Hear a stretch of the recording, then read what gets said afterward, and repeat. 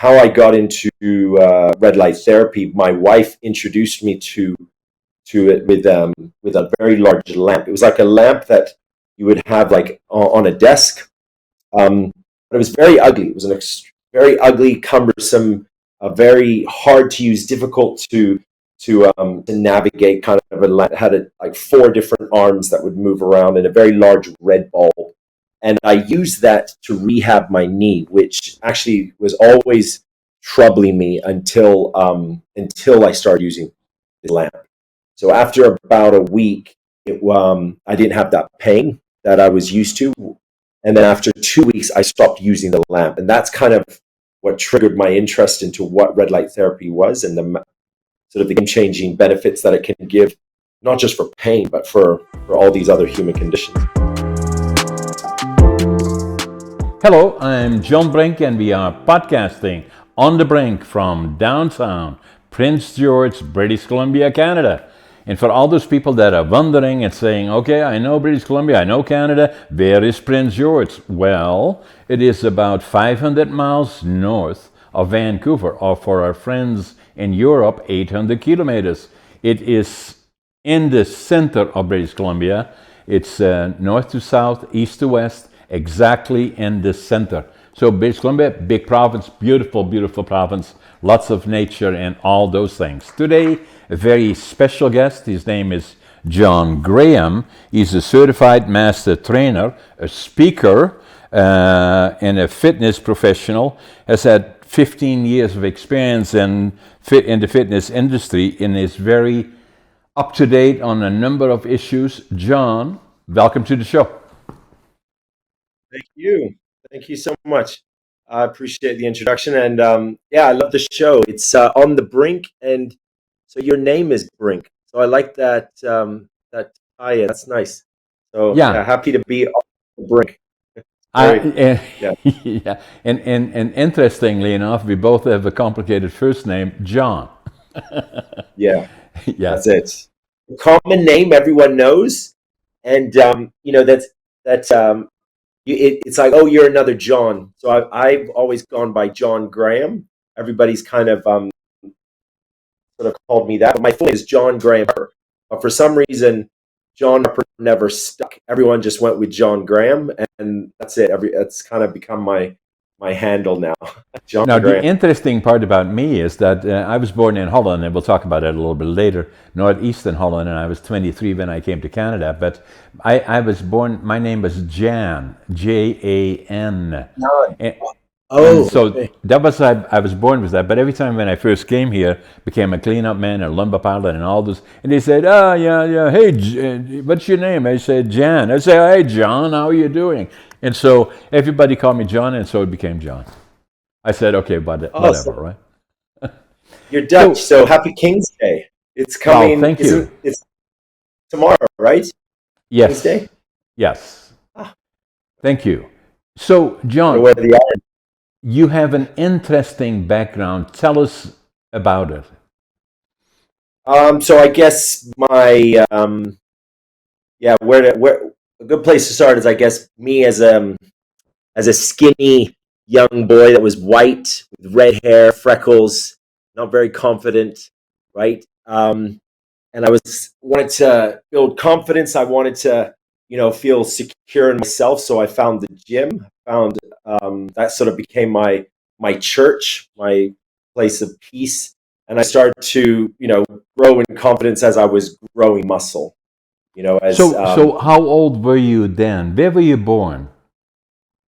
Oh, where I was born. Wow. Okay. So yeah, the story is going to get more complex. So I was born in India. I have an Australian passport. Oh yep. My goodness. I've been quite an international, but more Californian accent, I guess. Right. Boots on the ground. Most time I've ever spent in a country is actually China, which is where all my manufacturing is done for my product. Okay. And that's where my wife is from. So a little bit of everywhere. I'm all over the place. So now you're in California, though. No, right now I'm in China, but in about 2 weeks I'll go back to Miami, which is where I'm based in the U.S., where our office is. Okay, and where are you in China? Is it Beijing or where? No, just Shenzhen, just across from Hong Kong. Like we can pretty much see Hong Kong from the window. Okay. Um, yeah, that's majority of all technology, all anything product wise to do with tech is usually is in the world is made in this area. So the interesting part about it is that I look at your bio, and the one thing that I forgot to, it's something close to my heart. I'm an entrepreneur. You are also an entrepreneur extraordinaire in a number of different products, and you will explain all of that to us too. But I just want to take you back. I think, although you said it becomes more complex, but it becomes more interesting because India, Australia, China, all those connections are interested for our guests because they all had an impact and still likely do on your life and who you are. Yeah, that's right. Yeah, I think where I kind of found my happy place in the gym and I began my fitness journey, which later became very much my career and is still very much uh, my career. It was probably around 16, 17 is when Okay. I sort of started training, started getting into sports, wanting to get competitive and actually compete. I trying to find that identity as an athlete. So first and foremost, I went with rugby because that obviously is what an Australian should do: is either play cricket, rugby, or surf. I'm Exactly. terrible at Yeah. at cricket. I found quite boring, but rugby was good impact. You get there's good camaraderie with the team. Everyone goes out for Very beer. physical, though, right? Yeah, yeah. Very. It's an It's aggressive very sport. for, Takes but for a man. skinny guy with red hair Yeah, and speckles, my God, was not good. no. Needless to say, I had some very serious injuries, which I learned from now. Like looking up from where I am right now, that it was injuries that definitely made me better, made me stronger, made me wiser. Um, but yeah, I had both my shoulders blown from rugby, which then meant no more rugby. I had to stop doing that, and I went into CrossFit, and I tried to get very competitive with CrossFit. And this is at a time when I think CrossFit was quite trendy to be involved with. And if you know CrossFit, it's basically gym Yeah, exercise, but yeah, it's like in a sport format. It's sort of you correct. have a scoreboard, you have like you put your score and you compete with people that do Yeah, scores, but it's all gym exercise, right? yeah. Um, In a group setting, right? So yeah, and that's right. managed, and then they keep score of it, so you can see your progression, and so it's. Yeah,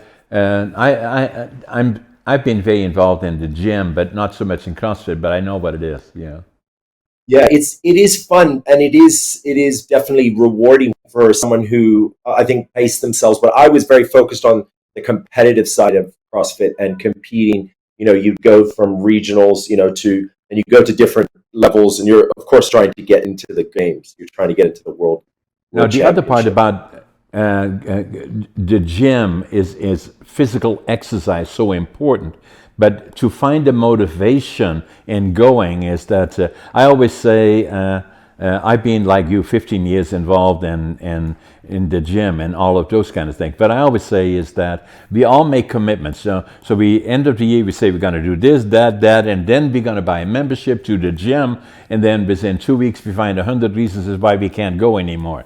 Now, CrossFit, that I kind of look at it as I think it is good in a group setting, but even more importantly, at least in my mind, it creates a feeling of obligation to go because you're part of that team and you're looking at the scoreboard. So that is the other part that is the benefit of CrossFit to a lot of people. Yeah, it's that community. You're part of like a family, a fellowship of people that all want to, achieve, and the way you achieve and way you make yourselves better is doing CrossFit workouts. But it's at the end of it, Exactly. it's all about that camaraderie, right? Bringing people E- together to all cheer each other on, in a Exactly. CrossFit. So Yeah, then and you, it was fun. so where It was did you fun. go from there? But yeah, like CrossFit. when you go and you compete and you try to really get on a high level, it can be very demanding physically, and it had a very it was very taxing on my knees, and especially my left knee. I had a very sort of a very nasty injury that I had to deal with, which took me out. I left CrossFit because of my left knee injury, Okay. and then I went into boxing, went into amateur boxing. But you're looking And I, for punishment, John, because is it psychological? It's saying, please beat me up. yeah, yeah, it was something where I needed I needed impact sports, something that really was. I enjoyed the rivalry, this idea of like not just competing with others, but also competing with yourself. That intensity, and looking back, being older and wiser now, at least I hope I am. I was Yeah, quite young and aggressive, and just one of those, you know, don't say no, kind of just a right, hard-headed person that was maybe a bit too much of a hot shot. But it got me into trouble. It got me injured. So after the right. shoulders in rugby, the knee in CrossFit, just doing boxing for a number of years, I started to get headaches, very serious headaches, and I would have like a certain point, like right here, it would really hurt. Then it would be on the back of my head, and it Right. would be at different points on my head. I would have these very sharp headaches, So and a I good went, signal that something was not right, right? yeah, Yeah, and yeah, then yeah, you should clearly stop something wrong. taking the beats against the knees. Had it already. Your arms and your shoulders. The head was next, right? That's right. Yeah, that was all that was left. Um, but going and getting a scan, the doctor told me that I developed a tumor in my head, Oof. and it was caused by micro traumas I think it was to the front, my Right. nose. Right. Um, so I was like, oh, is this serious? And he said, well, it's not like a benign tumor. It is growing into your brain, so we need to get rid of it quickly because it's going to get more difficult to pull it out, Oof. as it gets larger and goes into your brain. And it Oof. ended up being about the size of my thumb. It was about that big. Yeah. But so after that surgery, he just said best not to do any impact sports. Nothing. Don't collide yourself with other human beings. So that's when I guess mindset wise, I sort of started to take a shift and start to reevaluate sort of my aggressive personality and try to look more as into wellness, into recovery, Right. and that's kind of what brought me into where I am now, which is in red light therapy. Well, obviously, physically, you had nothing left to put at risk anymore because you did it all already. So you had to That's right. then saying, okay, now I'm a good example for fixing things in some form. You obviously didn't like the traditional way of saying, okay, but you got, oh, we'll take aspirins and we'll take this and we'll fix that, and we have another chemical of some sort or another that may or may not do this, that, or the other thing, and before you know it, you fix some things and you create 10 other ones. That's right. You start creating more problems than you had before, right? Right. But yeah, how I got into red light therapy, my wife introduced me to it with a very large lamp. It was like a lamp that you would have like on a desk, but it was very ugly. It was very ugly, cumbersome, very hard to use, difficult to navigate. Kind of had like four different arms that would move around in a very large red bulb. And I used that to rehab my knee, which actually was always troubling me until I started using the lamp. So after about a week, I didn't have that pain that I was used to, and then after 2 weeks, I stopped using the lamp, and that's kind of what triggered my interest into what red light therapy was and the sort of the game-changing benefits that it can give, not just for pain, but for all these other human conditions. And yeah, So, that's where I am with red light therapy. right. So we'll talk about it a lot more about red light therapy because I had not heard about it before.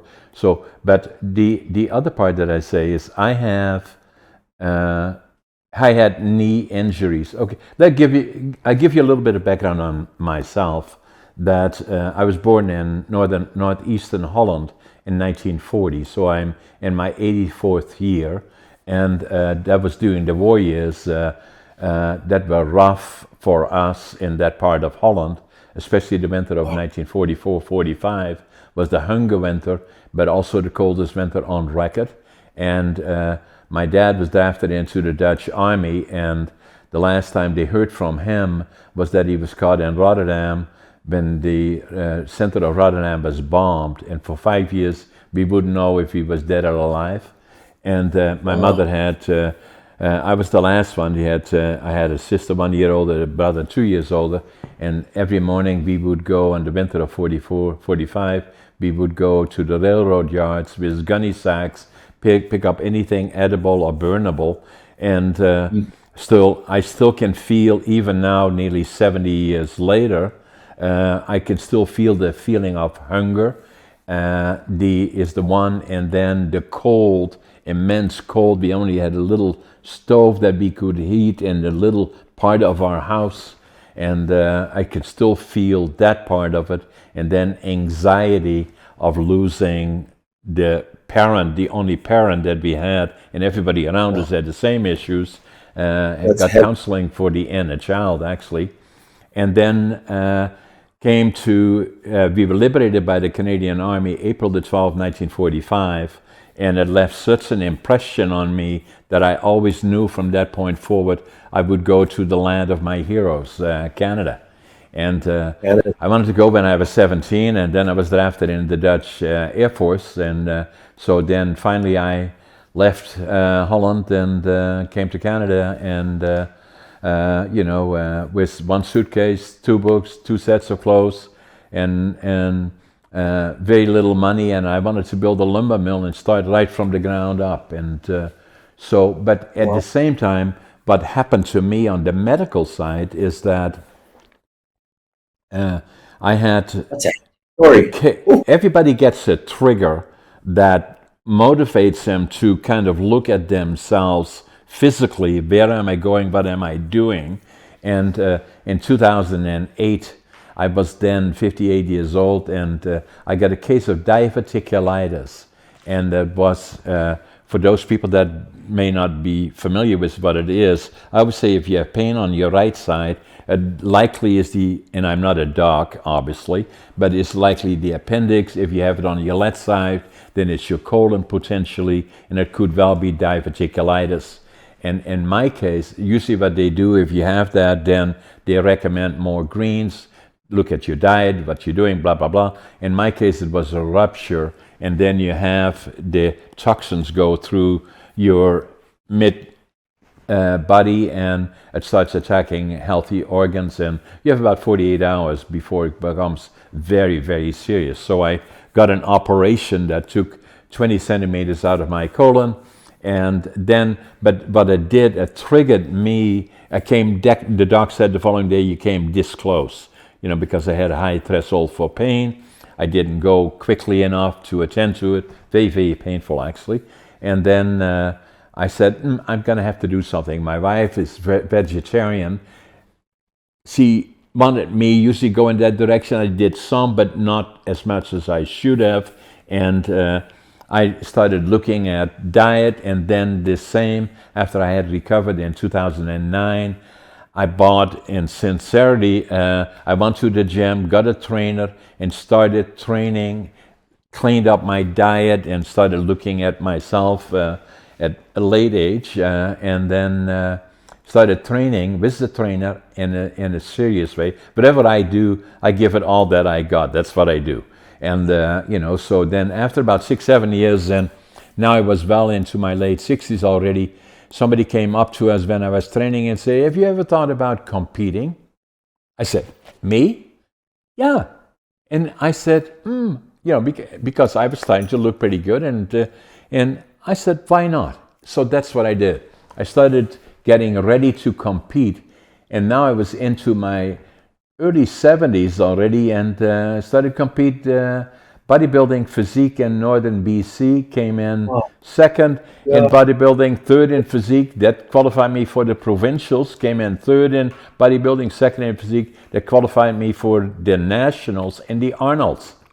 And I said, yay, So then obviously COVID came, And Uh-huh. so I still stayed active, but not like I had before. And now again at nearly 84, I'm training again in a serious way for the Arnolds in 2025, and I'm 85. I think I'm the oldest competitive bodybuilder in North America.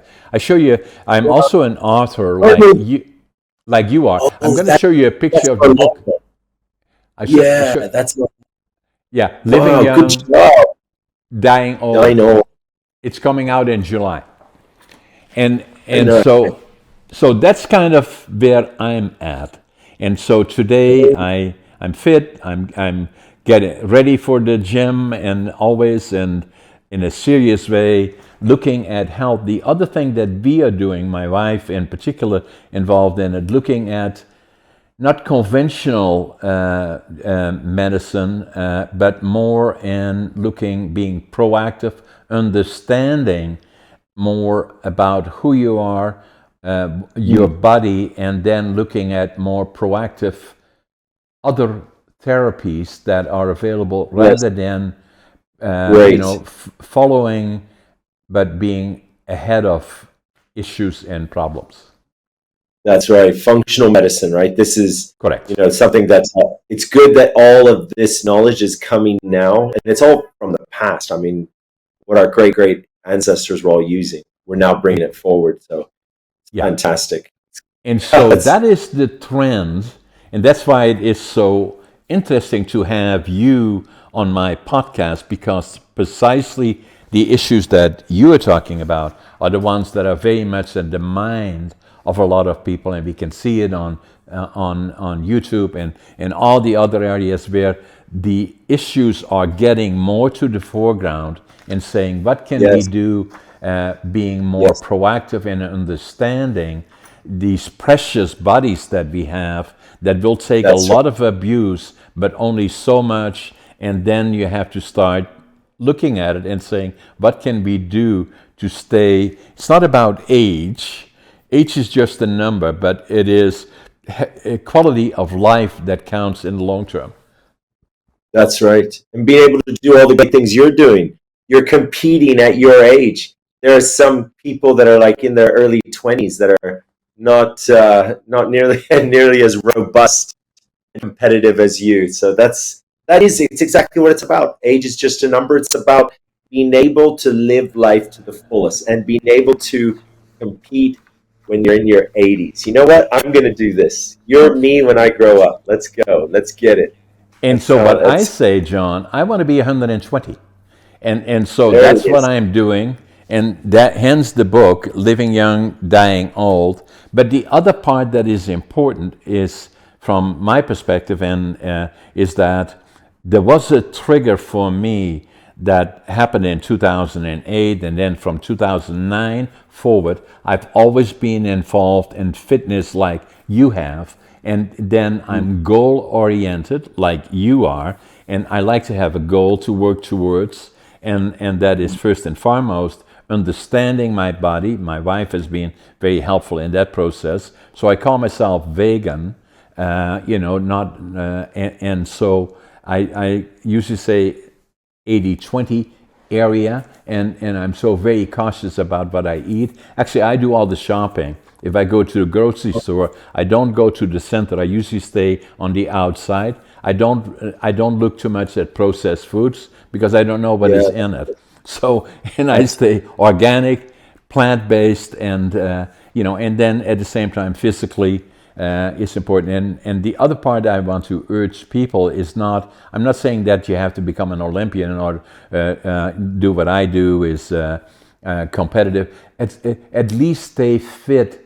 And even if you walk 20 minutes, half an hour a day, it's that's doable right. for anybody, but That's become right. informed on what is going on. Hence, your having you in the podcast with the red light theory is very, very important.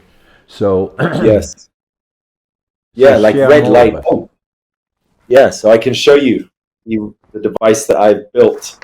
So Okay, red light as red light. It comes from the sun, right. right? Um, I mean, first time it's been used or documented use goes back to Greek times.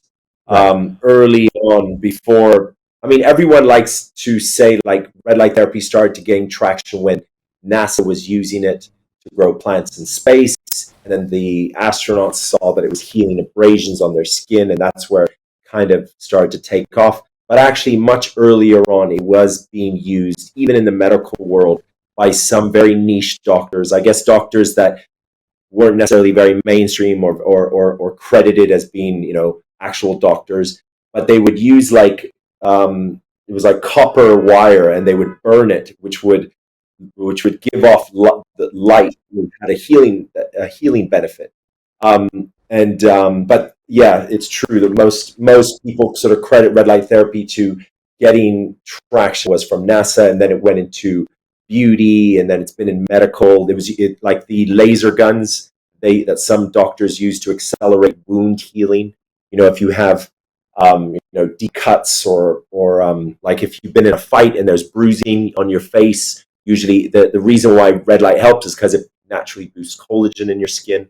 So that's where you see the red light, the masks, the LED masks that you Yeah, see yeah. on TikTok now, all the girls are wearing, and Right. they do these TikTok videos, and the husband or the boyfriend is like, "Oh my God, look at my girlfriend, she's Iron Man," or something. It's like Right. these. That's all light therapy, right? That all But fits where into category of non-invasive means, right? Yes, yes. Oh, because it's light, right? It's from the Right. sun. It's just Right. getting different nanometers that are available to us from the sun and putting them into an LED chip, and that chip is programmed to produce that same nanometer as the red or infrared. So can you show us the light once more that you have there? So that would Yeah, be one that is manufactured by your group, and yeah, so that if somebody wants to have a light like that, you could use it on your entire body, right? yeah. And so it's That's the, non-invasive. It's a whole different approach, So so how does that fit with what my wife is doing, and what we are doing is the PFMF. EMF. Yeah, So that is uh, pulsive electronic magnetic frequencies. yeah. I mean, we are in the same space when it Right. comes to recovery, but they're just different applications. They're Yeah. both using in conjunction, you can Right. really do good work for a broken body, or Yeah. for a And body with a but lot of disease. I'm excited about this, so sorry if I keep interrupting you. But I find exciting about it is because we are doing that as we speak. So my wife is Excellent. using that, and she was very interested when I indicated to her that I was going to have you on my podcast. Excellent. But my understanding is about what we are doing, and what you already referred to it. PFMF is interesting, and obviously red light falls in the same category. My understanding was that when astronauts came back from space, is that the problem they had is to how to reintroduce the muscle, and they recover the muscles, and that's where it started. The technology, at least as it applied to what I mentioned, came from, really. And so, Yes. and then already, as you indicated, long before that, way before that, it already was introduced. The interesting part about it is that it's not invasive, and so it's a new approach that is getting more and more attention around the world, and obviously you and me talking about it in our podcast, that's why it is so important. Yeah. I mean, I hope everyone can. I call it the red light train. I want everybody to get on the red light train. Like it's natural. It's non-invasive. It's from the sun, right? The optimal time for us to get red and infrared light is at sunrise and sunset. That's when the light is at the right length to be able to penetrate your skin and activate your mitochondria. So light therapy is mitochondrial health. It's dealing with an issue. It's on a cellular level. So when I always talk about light therapy, red light therapy, I try to talk a lot about the pain management solution that it provides, because I feel that this is the big game changer in the world. I know red light therapy can make your skin look more beautiful, help your wrinkles, help your pimples. It can grow your hair. It can boost your testosterone.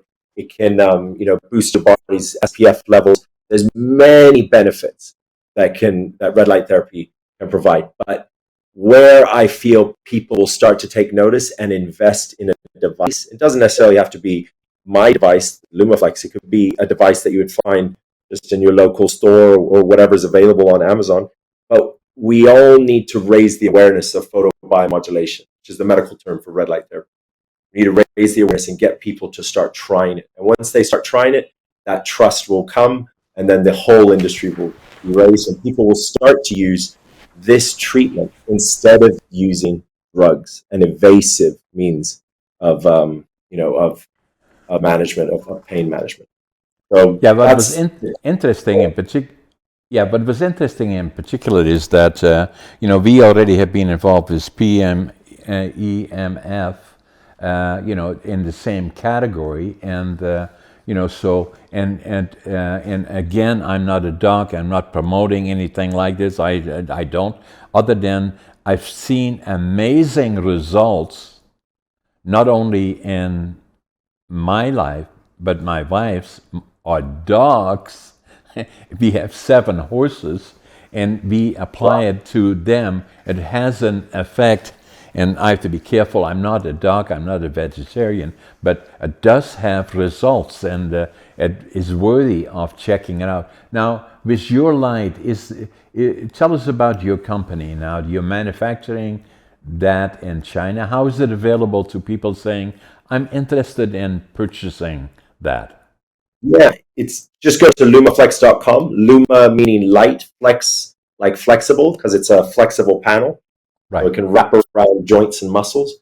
But yeah, I'm based in Miami. That's where the head office is. Manufacturing is in China. We've got lots of distributors all over the world. Actually, we have an office in The Hague. So Hold on. I have Dutch partners. I get along so well with Dutch. I have so many Dutch friends.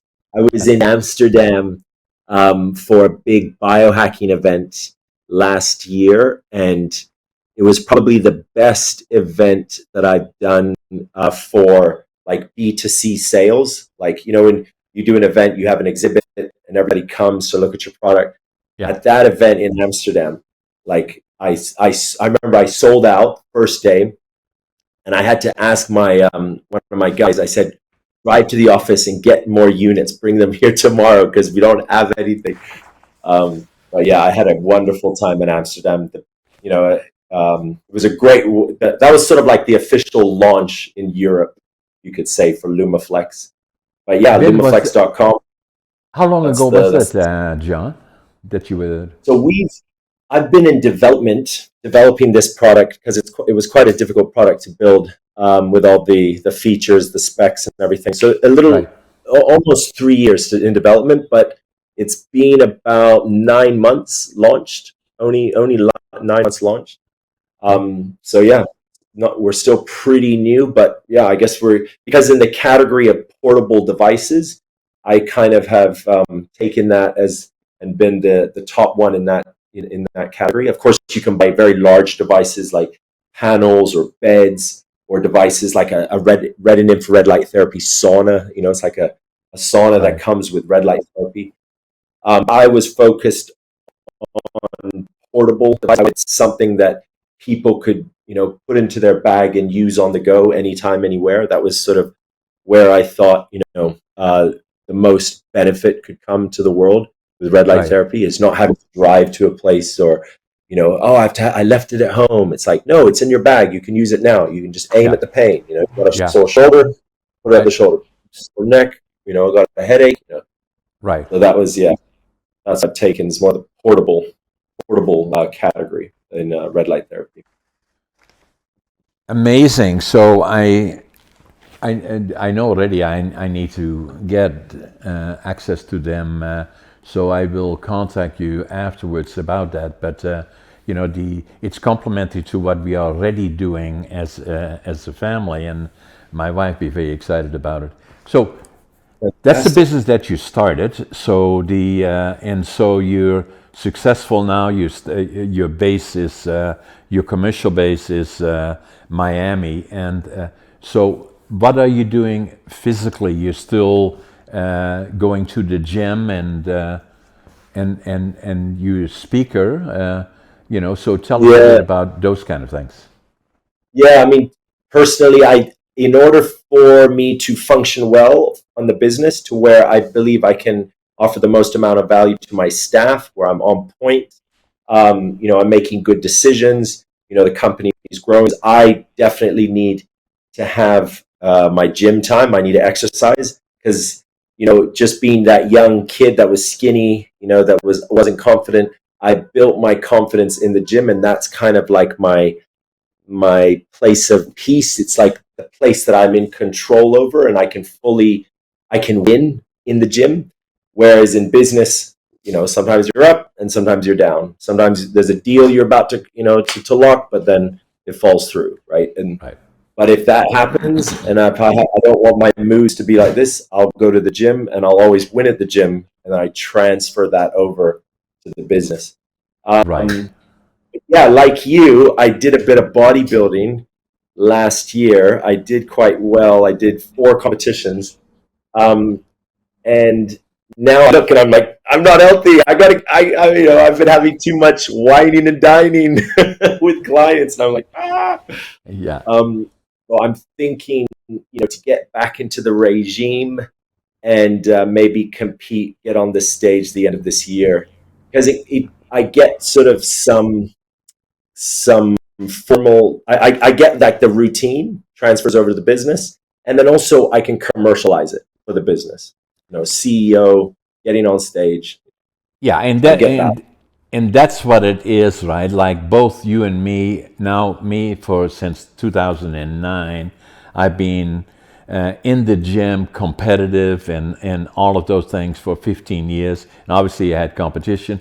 Even if I have a bit of a pause in between during COVID, I still maintain my muscle tone. I still know the routine, and Yes. I love the gym. And so for some people, going to the gym is hard mentally, and that. But once it becomes part of your life, then all of a sudden it becomes part of who you are, and it stimulates and gives you confidence, and that is so important.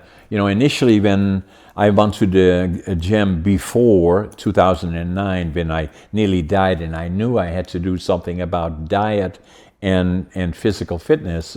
Before that, if I would go to the gym, all those guys walking around like they were, and I walk in there and say, "Oh my God, I don't even know how to sit on the equipment." And I always felt that everybody's pointing at me and saying, "What is he doing here?" Which is not so. It's just the Yeah, opposite.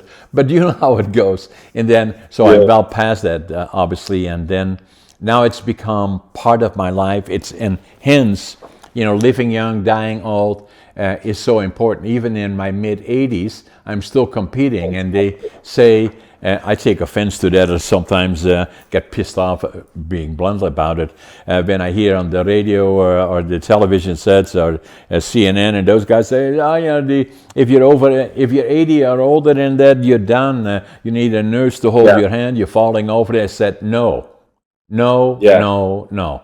And I say, if I go to the gym, I have a lot of people in their 20s and 30s and saying, "My God, look at this guy, what is he doing?" And I'm not taking chemicals or any of that kind of stuff, just hard work. And, Yes. but at the end of the story is you see so many people, the last 10 years of their life are not pleasant, and simply because your body is immensely forgiving. It's an immensely amazing thing, actually, that will take a certain amount of abuse, and then it cannot do it any longer, and then obviously because things become difficult. But a lot of it That's right. is up here. right? And saying, Yeah. I want quality of life. I want to, look good, and I want to feel good, and quality of life. It's 84, 85. That's just a number. That's right. 84, 85, and in the gym competing or getting into contest prep. I think that's absolutely wonderful. That is like, well, that's just that will be me. Like I said, I've this is you've really kind of encouraged me to have that as a good goal to work for in my future, because that's, I mean, there's, when you compete and you're healthy, you don't really care about many other sort of I mean, other successes are great if it's family, like kids, all of this, Sure. but not much else compares to just having a good, solid, healthy life. Like, you're just like, nah, I'm good, I've got That's what everything. it is all about. And now the other part that I have is, the is that academically I was not a success story. I failed grade 3 and I failed grade 7 3 times. And then they said, what we're going to do is this guy, my parents were beautiful people in Holland, and other people said, send him to the mentally challenged school. And he said, no, we're not going to do that. So we'll get him, we'll teach him a trade. And so my dad was in the lumber, my grandfather was a master carpenter, so they sent me to a furniture factory, and when I was 13, and and I loved furniture making, and I learned a lot, and even all the kids, were going on holidays on Friday, and then obviously I again failed grade 7, so my dad had a friend that had a clothing store, so they took me to the store on the Sunday following the school came out. All my friends were on holidays, and I got fitted for 3 pairs of coveralls. Now, I was relatively small, so the coveralls, we had to roll them up several times. The crotch was hanging at my knees, which is modern today. It wasn't then. And so I became Now a furniture maker. that's the style, right? But back then, no. So, but I knew, that I never felt good about myself. I always knew there was something. I was as smart as everybody else. I was very good at writing. I was very good at numbers. I was not very good sitting in school and listening to stuff that I thought was boring. So I lived in a different world. It was not until I was in 1997, I was already here for 32 years, and had already successful businesses all around me. And everybody said, oh, you're so successful. I didn't feel that way. And I still felt that there was something that I didn't feel good about it. And so I walked into a bookstore, and by coincidence, I picked up a book, and the book's title was Driven to Distraction by Dr. Halliwell. And I opened that book, and it was about something I'd never even heard of, ADHD. I said, oh my God, that's me. And I wrote in the book in Dutch, now I finally know who I am. And because I was ashamed of it, there was a lot of stigma about it. And especially when you're building companies and you go to banks and you're trying to borrow from them hundreds of thousands, millions of dollars, and then saying, this is the plan, and this is the prospect, and here's the business plan. And oh, by the way, I got a mental disorder, and saying, okay, have a nice day, right? So, not now, but then. In any event, the more I found out about ADHD, then it took me 5 years to go to my doc, who had delivered our 2 daughters, and and was a personal friend. That I came into his office, and I was then 62, and he said, "Hey, John, why are you here?" I said, "I think I got ADHD," and I do, and so. So the more I found out about it, the more I felt I had to write about it. So I wrote a book about it, ADHD Unlocked. Unlocked. Okay. Yes, very popular. And, the interesting part about ADHD, frequency of occurrence, much higher than initially thought to be, around 8%. I did Dr. Halliwell also has written about 18 books, 55 on distraction, very, very popular globally. I had him on my podcast. You are 244, this podcast. He's on 203. Very interesting one to watch. him and me talked about it and some of the things. So I said to him that I believe that initially that 8% of the population was probably ADHD, but I believe now that it is probably 20% or more. He said, no, John, it's more than 25%. And then the other thing I said to him is that I believe that most of the successful entrepreneurs, and the operative is successful entrepreneurs and CEOs, are ADHD, more than 50%, I said. He said, no, John, more than 75%. And I agree with him. Really? It's a superpower. Wow. Yeah, I mean, I like the way you've said it like that, because it makes it positive, you know? Exactly. That's very good. What I do today is that probably have 10 different companies. They are successful. I'm working on 4 books. The first one that I did is Against All Odds. And I'll make sure I sign copies of it and I send them to you. And then the second one was ADHD. And then the other one that was very important is Finding Your Passion, Living the Dream. And then obviously the one that's coming out in July is this one, Living Young, Dying Old. Yeah. And so I like that. a lot of people say to me, how do you do all these things? And then I'm a very active podcaster and writing books, 10 companies and doing all the other. How do you do all of that? I said, ADHD. It's a superpower. And so I give people encouragement that to understand ADHD and then understand the benefits of it, where it allows you to focus on other areas, traditional learning, sitting in a school for months and years, listening to stuff that really doesn't help you or interest you. And I'm a believer in what they call micro-certification.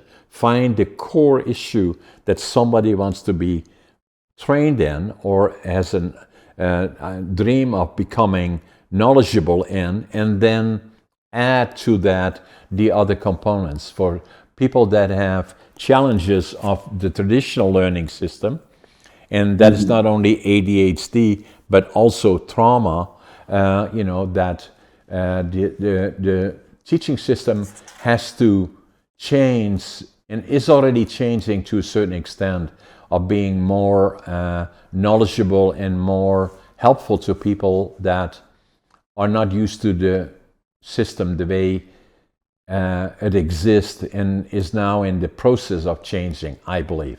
Yes. Yeah, because the world's changing. I mean, everybody's brains are changing because the world's changing. I mean, look how impactful social media is.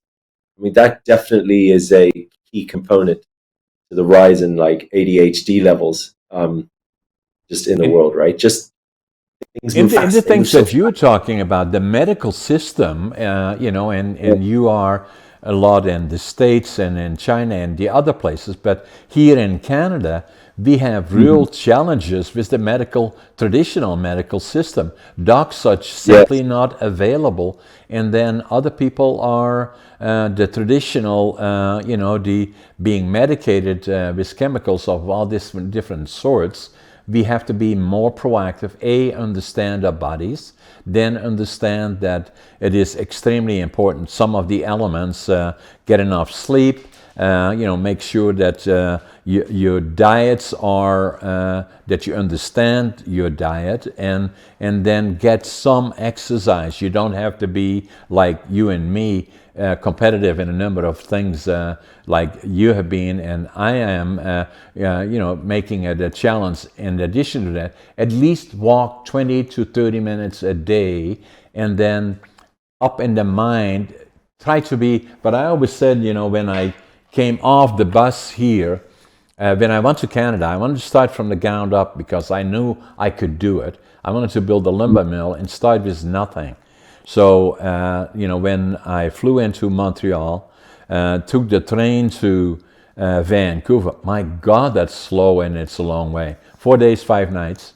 And then came off the train, went to the immigration office, and fortunately, I could speak English, didn't have a job, didn't know a soul. There was a fellow that spoke German, and I could speak some German.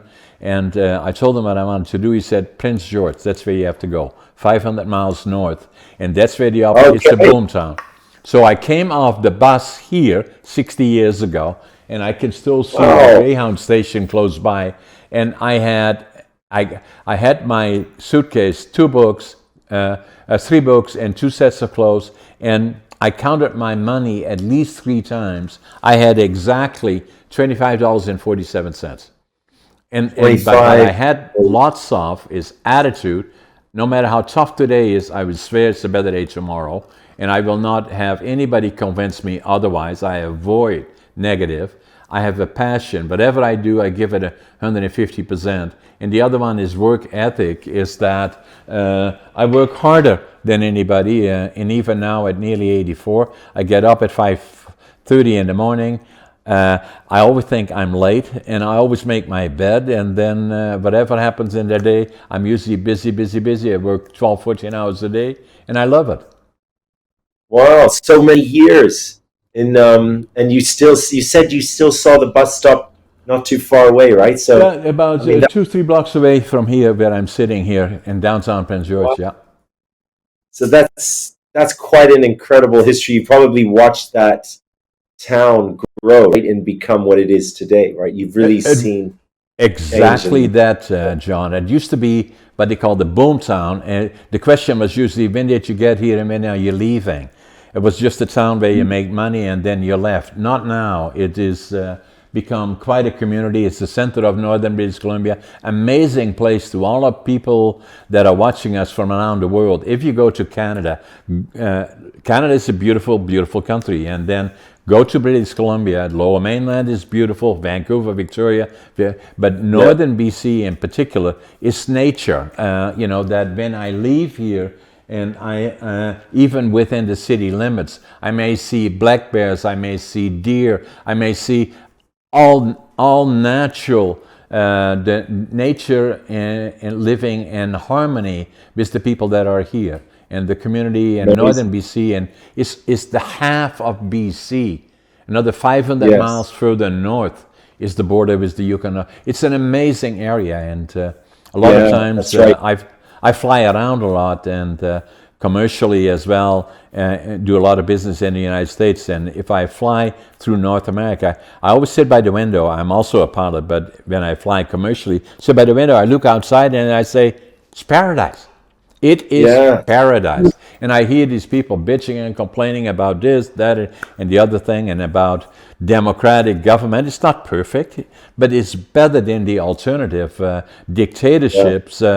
If you want to try it, go to Russia, go to North Korea, with all due respect, China to a certain extent, Iran, Venezuela, Cuba, and I can go on and on and on, compared to what we have.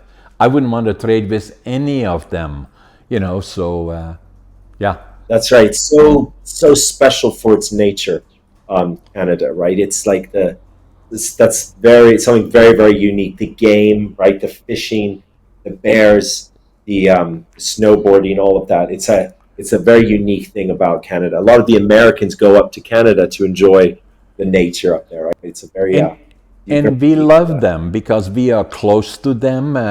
We, for all intents and purposes, are one. Although politically, I wouldn't want to change with you. Actually, our political system is what I call boring. By yours, it's just the absolute opposite. And not to get too deeply into that, but saying it's like a little bit scary. Like a talent show. It's always like the media, everything. It's like, oh my God. Oh my God.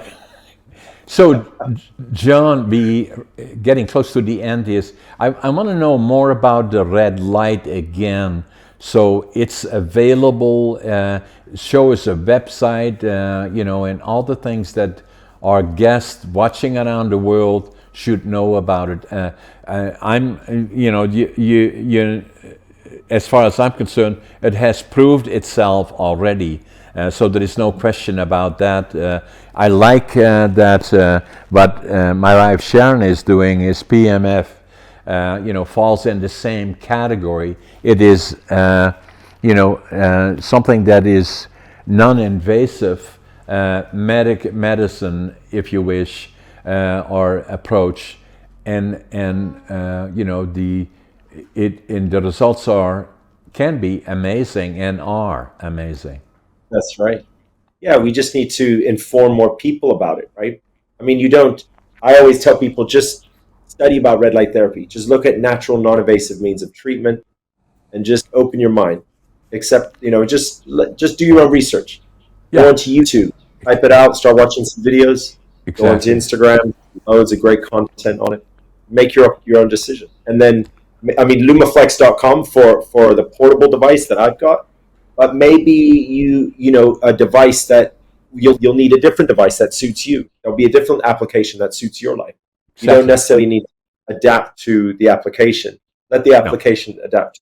There's many other products out there. I just focus on portable devices. So So the other part, John, that I find amazing in closing is that, and as you are and a speaker and obviously have been proactive in communications with the world and all the places that you have been and have the history, is that if I look today, at podcasting, where when I first started a number of years ago before COVID, doing blogging, interacting, and then started working with the local television station, doing some form of podcasting, and then COVID came, and all of a sudden saying, what do we do now? And then we decided, I have an apartment downtown Prince George. It said, let's turn it into a studio. And we did more than in the region, and we have an amazing amount of interesting people around here, but obviously we did so much that we had to become, I was thinking about, I have another apartment in Vancouver, maybe I will turn that into another studio, and then say, why not virtual? And especially yeah, when we see now on television, there were lots of hiccups before, but now there we are sitting here, and just for our guest watching us, that you are in China, right across from Hong Kong. I'm sitting in central British Columbia, and we have a dialogue about very interesting stuff about your life and your interesting life and doing what you're doing, and at the same time me sharing with you and our guests the different approaches to life in general. And at the same time, if I'm a speaker, which I still do and like to do, it usually takes me a day or 2 days to do a presentation somewhere in the States, and I still like to do that. But podcasting, where you and me here for an hour have exchanged our views, we already know that tens of thousands of people will watch us. I know that, yeah, and you know that, yeah, and so that's the power of podcasting, and it's still on its infancy. And yes. so so then at the same time, I urge those people that are watching us, to start looking to podcasts like this from you and me on the Brink, and subscribe and like and make comments about it, because it's still in its infancy. It's still growing and getting bigger and bigger as we speak. Yeah. Yeah, that's very true. It's the new medium. Right? It's the new trendy medium. Yeah, Joe Rogan is the one that inspired it and kind of made it cool and trendy. And now everybody has an opportunity to create a channel and develop an audience, have a clean message, and have a message clear to their audience. It's very true. It is like the next big medium, right? That's the So I'm it's, trying to get two people to be on my podcast and me on theirs. The one is Joe Rogan, and I've been sending information to him. If he is listening, Joe, I want to podcast you. I'll come to Atlanta. You can podcast me. And the other one is my friend that invited me to the Arnold's, and I was ready for him, and again I'm getting ready for them, is Arnold Schwarzenegger. And I've been trying to contact him, and he has not contacted me. And all I can say to him is, Arnold, I'll be back. Yes. John, it Yes. was a pleasure Yes. to have you on my podcast. Obviously, very, very interesting. Let's make sure we stay in touch. And, I will send you my books. This podcast is available to your cast Monday morning. And, the form that you have seen it here. And, I really enjoyed it. Thank you so much. Yeah, I appreciate the opportunity to share. And keep up the good work. And good luck at the Arnold next year. We'll do that. And if you talk to Arnold, tell him I talked to John Brink, and he said, I'll be back. I'll be back. Yes. Yeah. Get on Thanks, the John. brink. Yeah. Thank you. Thanks, John. Take care.